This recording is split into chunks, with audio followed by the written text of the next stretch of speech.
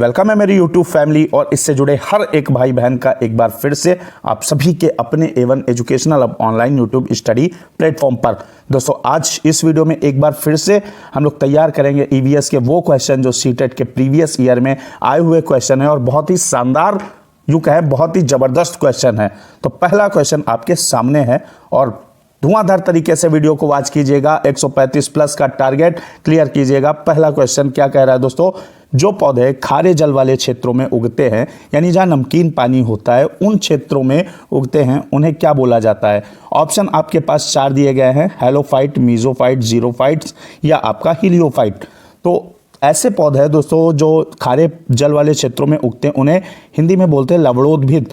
और आपका तो ऑप्शन कौन सा सही हो जाएगा, हेलोफाइट्स। ठीक है, हेलोफाइट्स ही लवणोद्भिद होता है। तो option A is correct option. अगर आपसे दोस्तों पूछ लिया जाए कि जो शुष्क स्थान है ना, जो रेगिस्तानी इलाके हैं वहां पे उगने वाले पौधे क्या बोले जाते हैं, जीरोफाइट्स बोले जाते हैं। ठीक है, ऑप्शन सी हो जाएगा। फिलहाल इस क्वेश्चन का राइट आंसर जो होगा वो दोस्तों आपका हेलोफाइट्स हो जाएगा।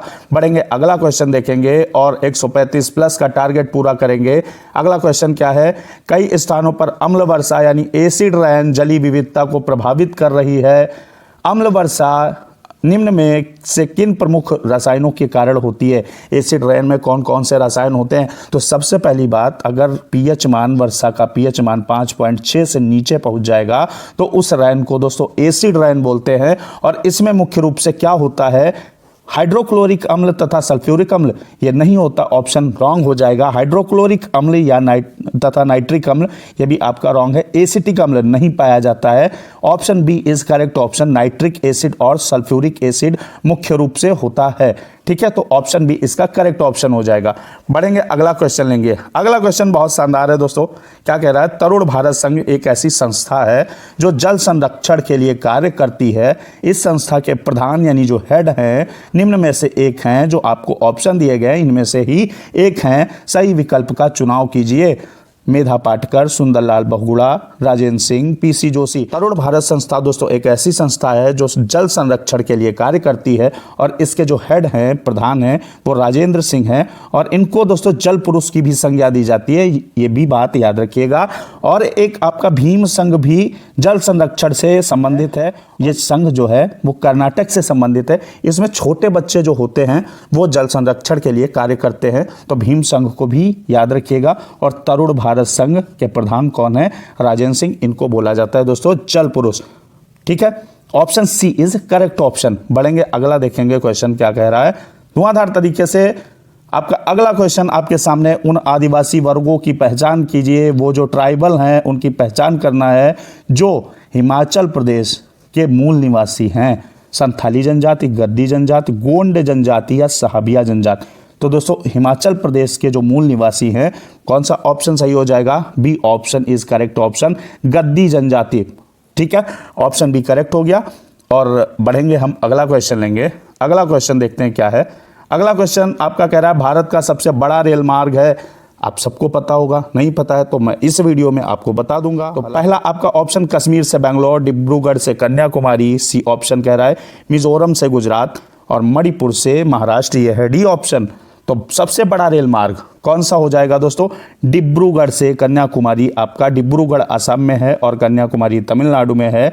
ये लगभग दोस्तों 4273 किलोमीटर लंबा जो है रेल मार्ग है। ठीक है, तो option B is correct option. बढ़ेंगे अगला क्वेश्चन लेंगे और ईमानदारी से अगर आप वीडियो देख रहे हैं, आप क्वेश्चन को सीख रहे हैं, कुछ सीख रहे हैं, तो दोस्तों अगर आपका मन करे, दिल करे ना, तो वीडियो को लाइक कर दीजिएगा।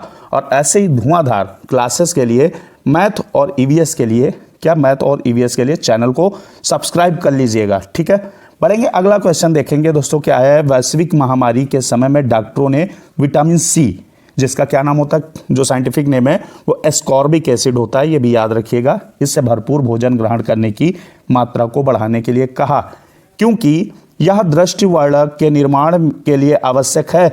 विटामिन सी से दोस्तों दृष्टिवर्धक यानी जिसकी नज़र कमज़ोर है या जिसकी दृष्टि यानी आंखें कमज़ोर हैं उसके लिए विटामिन सी चाहिए होता है, नहीं, ये आपका रॉन्ग ऑप्शन हो जाएगा। ठीक है, दृष्टिवर्धक यानी विटामिन ए की ज़रूरत होती है ना, तो सी की नहीं होगी, ऑप्शन ए गलत हो गया। फिर बी कह रहा है या दांतों और अस्थियों को स्वस्थ रखता है, ये भी ऑप्शन आपका गलत हो गया। दांतों और अस्थियों को स्वस्थ रखने के लिए दोस्तों कैल्सीफेराल, क्या कैल्सीफेराल विटामिन डी, इसका साइंटिफिक नेम होता है कैल्सीफेराल, वो जरूरी होता है। इससे भूख बढ़ती है, ये भी आपका गलत हो गया। सही कौन सा, तो एक तो सही होगा यार, D option is correct option. या संक्रमण के विरुद्ध लड़ने की ताकत प्रदान करता है, इम्यूनिटी आपकी पावर जो है वो डेवलप करता है, vitamin C, option D correct हो जाएगा। बढ़ेंगे, अगला देखेंगे क्वेश्चन। तो दोस्तों अगला क्वेश्चन क्या है, कांस्य के बारे में सही स्टेटमेंट आपको चुनना है, सही कथन चुनना है। पहला आपका स्टेटमेंट क्या कह रहा है, कांसा लोहे, चांदी तथा स्वर्ण की भांति एक तत्व है। जैसे लोहा, चांदी और आपका स्वर्ण यानी गोल्ड तत्व है, वैसे ही एक कांसा है। अभी आपको अगला स्टेटमेंट पढ़ेंगे तो आपको अच्छे से समझ में ये चीज़ आ जाएगी।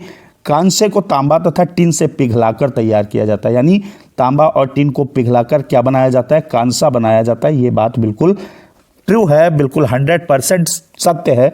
तो ऑप्शन ये आपका गलत हो गया यहीं पर। अगर ये सही है तो ऊपर वाला गलत हो गया, क्योंकि ऊपर वाला कह रहा लोहे, चांदी तथा स्वर्ण की भांति एक तत्व है, यानी जैसे अलग अलग मुक्त रूप में लोहा, चांदी और स्वर्ण मिलता है वैसे ही कांसा मिलता है। जी नहीं, कांसे को बनाया जाता है तांबा और टिन पिघलाकर, ठीक है।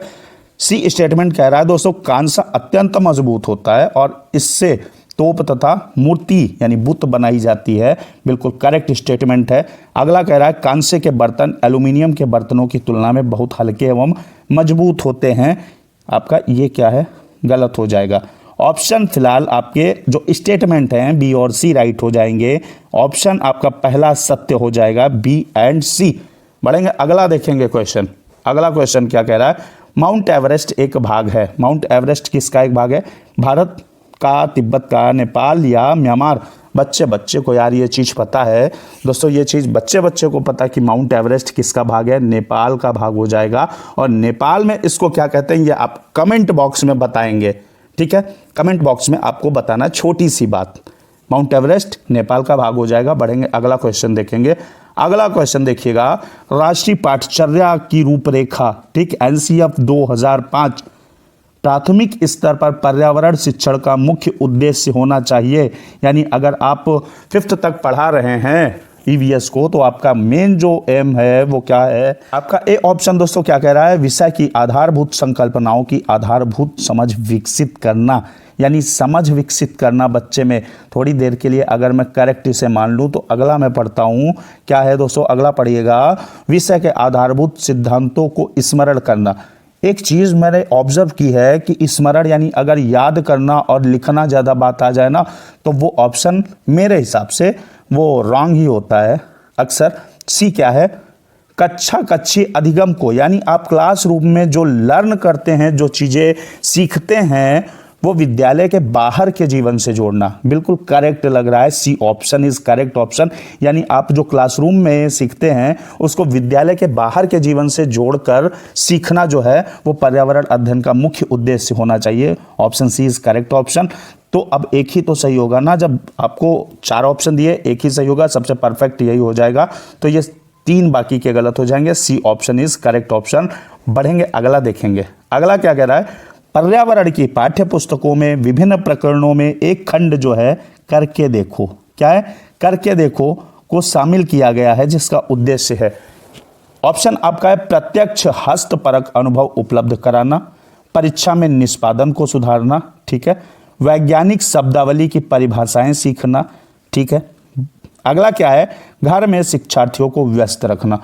तो व्यस्त रखने वाली बात तो आपकी रॉन्ग हो गई। वैज्ञानिक शब्दावली की परिभाषाएं सीखना बेकार सी बात है। परीक्षा में निष्पादन को सुधारना, परीक्षा की कोई मेरे को लगता है बात ही नहीं है। तो दोस्तों ए ऑप्शन पर चलते हैं और देखते क्या कह रहा है, प्रत्यक्ष हस्तपरक अनुभव उपलब्ध कराना, यानी डायरेक्ट एक्टिविटी करना, अपने हाथों के द्वारा उसका अनुभव करना। तो ये भी यही आपका क्या हो जाएगा, राइट आंसर हो जाएगा। बाकी आपके तीनों ऑप्शन रॉन्ग हो जाएंगे। तो आज के वीडियो में दोस्तों फिलहाल इतना ही। तो मिलेंगे दोस्तों अगले वीडियो में एक और धमाकेदार क्लास लेकर के। मस्त रहिए, पढ़ते रहिए। 135 का टारगेट आप क्लियर करेंगे, उम्मीद है। तो मिलेंगे अगले वीडियो में। जय हिंद दोस्तों, वंदे मातरम।